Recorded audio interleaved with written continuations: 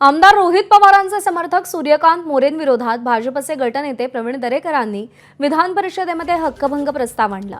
विधान परिषदेचे सभापती राम शिंदेंविरोधात सूर्यकांत मोरेंनी जाहीर सभेत अपमानजनक वक्तव्य केल्याचा आरोप आहे। त्यांनी विधिमंडळाच्या वरिष्ठ सभागृहाचाही जाहीर अपमान केला।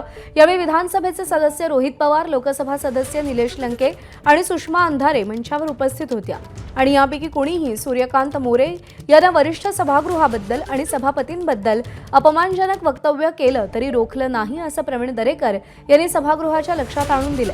त्यामुळे सूर्यकांत मोरे यांच्यावर कडक कारवाई करण्याची मागणी करण्यात आली आहे। नामनियुक्त सदस्यांचं उडालेले बल, म्हाताऱ्या माणसातून निवडून गेलेले अशा शब्दप्रयोगाने अवहेलना करणे हे अत्यंत दुर्दैवी आणि संतापजनक सभापती महोदय आहे। एक प्रकारे ही वक्तव्य अथवा शेरेबाजी म्हणजे अमृत महोत्सवी वाटचाल पूर्ण केलेल्या भारतीय राज्यघटनेचा, त्यातील दूरदृष्टीपूर्ण तरतुदीचा घोर असा सभापती महोदय अवमान आहे। दैदिप्यमान वाटचाल असलेल्या अमृत महोत्सवी राजघटनेचा अशा प्रकारे अवमान करणाऱ्यांना सभापती महोदय या ठिकाणी शासन झालं पाहिजे।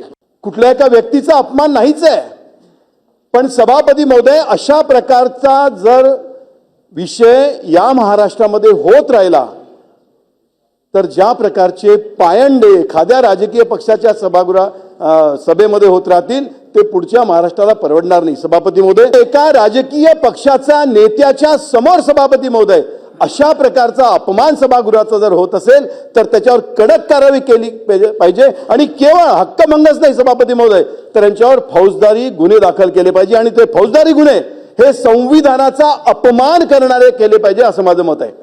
जर विधान परिषदेच्या सदस्याचा, सभापतींचा, ठीक आहे, तात्कालिक तुमचे काही मतभेद असू शकतात, राजकीय वैमनस्य असू शकतं, पण त्या अनुषंगाने एखाद्या पक्षाचा कार्यकर्ता जर असा अवमानजनक बोलत असेल तर त्यावर विशेष अधिकार भंग झालाच पाहिजे, फौजदारी गुन्हे झालेच पाहिजे। असा कोणीही माणूस उठेल आणि उद्या विधान परिषद सदस्याला बोलत असेल आणि त्याला जर विधानसभेचा सदस्य बसून तिथे हसत असेल तर हे सुद्धा अवमानकारक आहे। या हक्कभंगाबरोबर त्याला मूक संमती देणाऱ्यावर सुद्धा कायदेशीर कारवाई व्हावी असं या निमित्तानं मी आपल्या समोर निवेदन करतोय।